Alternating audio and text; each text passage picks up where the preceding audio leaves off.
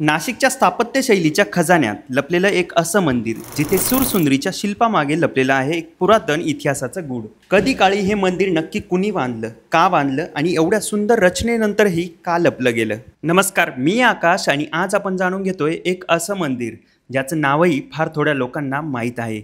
आंबेगण शिवालय हे प्राचीन शिवमंदिर नाशिकपासून सुमारे 35 किलोमीटर अंतरावर आहे. नाशिक पेठ रस्त्यावर वसलेलं एक छोटं गाव आंबेगण.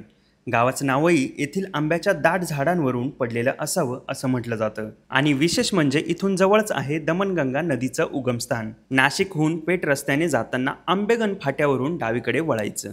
तिथून सुमारे 1.5 किलोमीटर आत गेल्यावर दमणगंगेच्या उगमाजवळ एकदम शांत आणि निसर्गरम्य वातावरणात हे मंदिर सापडतं. गाडी थांबवली की पक्ष्यांचे आवाज आणि वाऱ्याचा मंद झुळकीने मन शांत होते. इतिहास सांगतो की हे मंदिर 11व्या ते 13व्या शतकात चालुक्य किंवा यादव राजवटीच्या काळात बांधण्यात आलं. त्या काळात शैव धर्माला फार मोठं महत्त्व होतं आणि मंदिरही केवळ धार्मिक नाही तर सांस्कृतिक केंद्रही होती. नाशिक गॅझेटरमध्ये 1823 साली याचा स्पष्ट उल्लेख आहे. अशा लपलेल्या मंदिराची नावं आजही फक्त काही इतिहास तज्ज्ञांनाच माहीत आहे. हे मंदिर आहे भूमिज शैलीचं अद्भुत उदाहरण. शैलीतले भूमिज शैली ही काही स्थापत्य घटक एकत्र करून महाराष्ट्रामध्ये उदयास आलेली एक अनोखी शैली.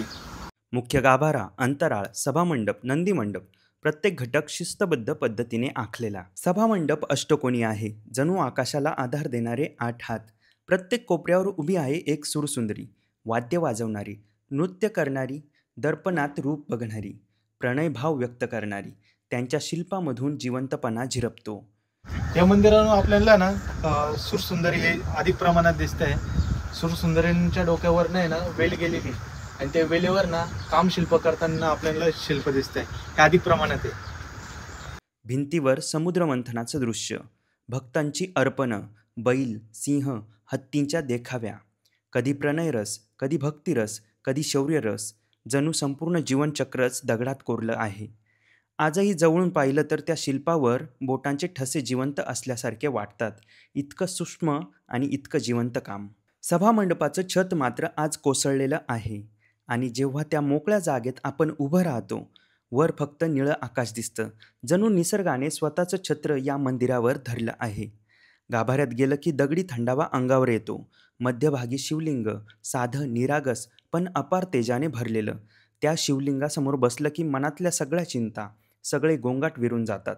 फक्त श्वास, फक्त शांतता आणि भोवती 1000 वर्षांचं मौन. ते मौनही काही सांगतं की काळ बदलतो, राजवंश नाहीसे होतात, छत कोसळतात, पण विश्वास तो कायम उभा राहतो. आंबेगण शिवालय म्हणजे श्रद्धा, शिल्पकला आणि इतिहास यांचं एकत्रित स्वरूप. हे मंदिर अजूनही पर्यटकांच्या गर्दीपासून दूर आहे, पण जे काही शोधत येतात त्यांच्यासाठी ही जागा एक ऊर्जेचं केंद्र आहे. जर तुम्हाला प्राचीन वास्तुशिल्पांची ओढ असेल आणि निसर्गाच्या सानिध्यात उभं राहून काळाच्या गर्दीत हरवायचं असेल तर आंबेगण शिवालय तुमच्यासाठी नक्कीच अविस्मरणीय ठरेल.